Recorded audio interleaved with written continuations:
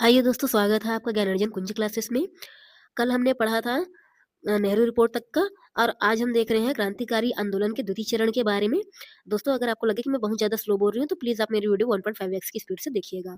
तो चलिए शुरू करते हैं लाहौर अधिवेशन 1929 से। दोस्तों, दिसंबर 1929 को लाहौर में कांग्रेस का एक वार्षिक अधिवेशन हुआ था, जिसकी अध्यक्षता जवाहरलाल नेहरू जी ने की थी। इस अधिवेशन के कुछ विशेष प्रावधान थे, जैसे कि इस अधिवेशन में हमने देखा था कि मोतीलाल नेहरू जी ने अपने रिपोर्ट में औपनिवेशिक स्वराज की बात की थी, जिसे इस अधिवेशन में रद्द किया गया और पूर्ण स्वराज की मांग की गई। फिर इसका दूसरा प्रावधान था, गांधी जी को स्वाधीनता आंदोलन का नेतृत्व करने के लिए मतलब उन्हें जिम्मेदारी दी गई इस अधिवेशन के द्वारा। और तीसरा हम देखते हैं कि कांग्रेसियों को यह आदेश दिया गया कि वे काउंसिल चुनाव में भाग ना लें, और जो काउंसिल के सदस्य हैं वे अपने पद से त्यागपत्र दे दें। इसके अलावा फिर हम देखते हैं कि अखिल भारतीय कांग्रेस कमेटी को यह अधिकार दिया गया कि वो जब चाहे तब आवश्यकता पड़ने पर प्रतिबंधों और सविनय अवज्ञा आंदोलन का सहारा ले सकते हैं। इसके अलावा हम देखते हैं दोस्तों, 26 जनवरी 1930 को पूरे देश में प्रथम स्वतंत्रता दिवस मनाया गया था। इसके बाद हम देखते हैं दोस्तों, सविनय अवज्ञा आंदोलन। अगर हम सविनय अवज्ञा आंदोलन के बारे में बात करें, तो गांधी जी ने लाहौर अधिवेशन के बाद अपने अगले कदम के रूप में द यंग इंडिया में एक लेख प्रकाशित करके सरकार के समक्ष 11 सूत्री मांगों को पेश किया था, और वादा किया था कि यदि सरकार उन 11 सूत्री मांगों को मान लेती है, तो जो सत्याग्रह है उसकी चर्चा जो है वो बंद कर दी जाएगी। इसके लिए गांधी जी ने 31 जनवरी 1930 तक का समय दिया था। फरवरी 1930 में साबरमती में कांग्रेस कार्यकारिणी समिति की बैठक हुई, और एक बार पुनः गांधी जी ने आंदोलन का नेतृत्व करने का दायित्व सौंपा।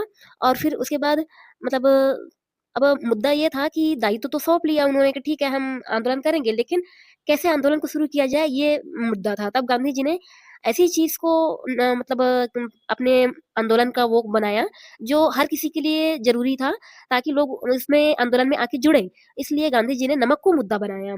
इसके बाद फिर करों को अदा ना करना, नमक के कानून का उल्लंघन करना और विदेशी वस्तुओं का बहिष्कार करने जैसी चीज़ों को गांधी जी ने इस आंदोलन में मतलब इसका विशेष पार्ट बनाया, ताकि लोग इसमें जो है शामिल हों। 1930 में गांधी जी के नेतृत्व में पूर्ण स्वराज की प्राप्ति हेतु जो आंदोलन चलाया गया था, उसे ही सविनय अवज्ञा आंदोलन के नाम से जाना जाता है।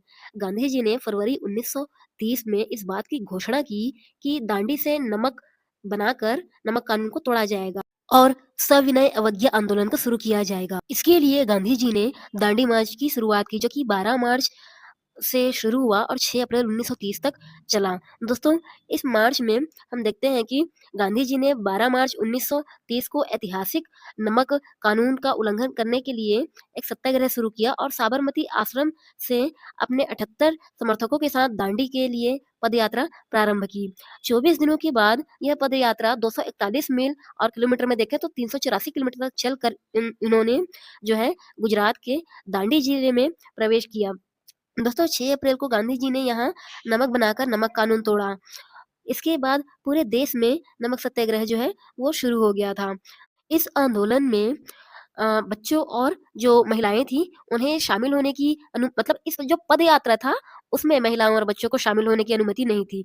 और इसमें अगर गांधी जी को गिरफ्तार कर लिया जाता, तो उस स्थिति में अब्बास तैयब जी को इस आंदोलन का नेतृत्व करना था। मतलब गांधी जी चाहते थे कि आंदोलन जो है वो किसी भी तरह से रुक ना सके। जब गांधी जी साबरमती से दांडी के लिए निकले, तब जवाहरलाल नेहरू ने कहा कि यह तीर्थयात्री अपनी यात्रा के लिए निकल पड़ा है।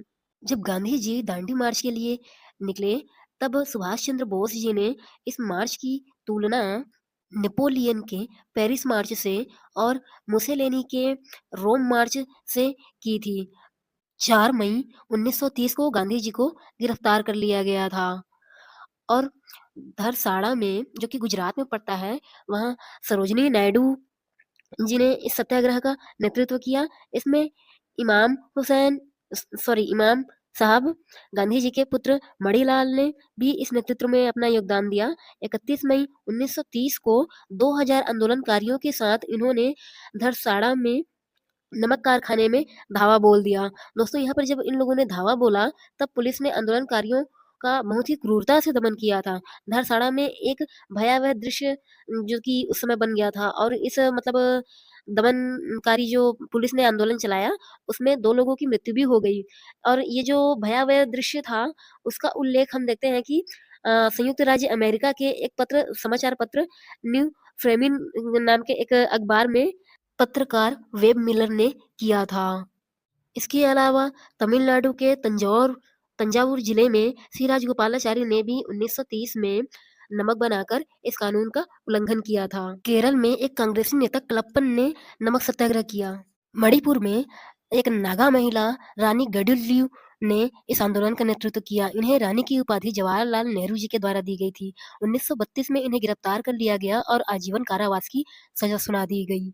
इसके बाद हम देखते हैं कि लाहौर में खान अब्दुल गफ्फार जो कि सीमांत गांधी भी कहे जाते हैं और इनकी जो संस्था थी वो खुदाई खिदमतगार थी, जिसे लाल कुर्थी के नाम से भी जाना जाता है। इन्होंने भी गांधी जी का समर्थन किया। दोस्तों, पश्चिमोत्तर सीमांत प्रांत में इन्होंने पठानों को मतलब जो मुसलमान थे उन सबको एक किया और अहिंसात्मक रूप से जो मतलब सविनय अवज्ञा आंदोलन था, उसमें गांधी जी के समर्थन के लिए सबका नेतृत्व किया था। दोस्तों, इसके अलावा अगर हम देखें तो मतलब इसमें देखने के लिए ये भी मिलता है कि सरकार ने आंदोलनकारियों से निपटने के लिए एक गढ़वाल रेजिमेंट की कुछ टुकड़ियों को पेशावर भेजा था।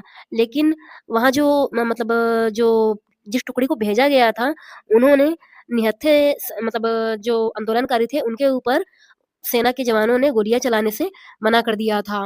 दोस्तों, इसके अलावा हम देखें तो बंगाल में जो है ना, वहाँ चौकीदार एवं यूनियन बोर्ड विरोध आंदोलन चलाया गया था और उसके अलावा अपना संदेश पहुंचाने के लिए जादुई लालटेन का प्रयोग किया गया था और बच्चों के लिए मतलब जो बॉयज थे उनके लिए वानर सेना का गठन किया गया था और जो लड़कियां थी मतलब छोटी बच्चियां उनको मिला करके एक मंजरी सेना का गठन किया गया था ताकि अपनी जो संदेश है वो एक जगह से दूसरी जगह तक पहुंचाया जा सके। उसके अलावा हम देखते हैं कि महाराष्ट्र, मध्य प्रांत और कर्नाटक में कुछ कड़े कानूनों के विरुद्ध में सत्याग्रह चलाया गया था और आंदोलन को लोकप्रिय बनाने के लिए आंदोलनकारियों ने विभिन्न माध्यमों से अपना मतलब जो है वो क्या कहना चाहिए कि एक प्रभात फेरियां निकाली गई थी उनके द्वारा, ताकि किसी भी तरह से इस बार जो आंदोलन किया जा रहा है वो पिछली बार की तरह फेल ना हो और ये सारे काम जो किए जा रहे थे ना, वे सब कुछ अहिंसात्मक रूप से किया जा रहा था। दोस्तों, आज के लेक्चर को बस यहीं तक रखते हैं। आगे आपको कोई भी डाउट हो तो आप मुझसे कमेंट बॉक्स में ज़रूर पूछिएगा और अगर आपको लगता है कि मेरा लेक्चर किसी भी तरह से आपके लिए यूज़फुल है तो प्लीज़ मेरे चैनल को लाइक, शेयर और सब्सक्राइब ज़रूर कीजिएगा। Thanks for watching.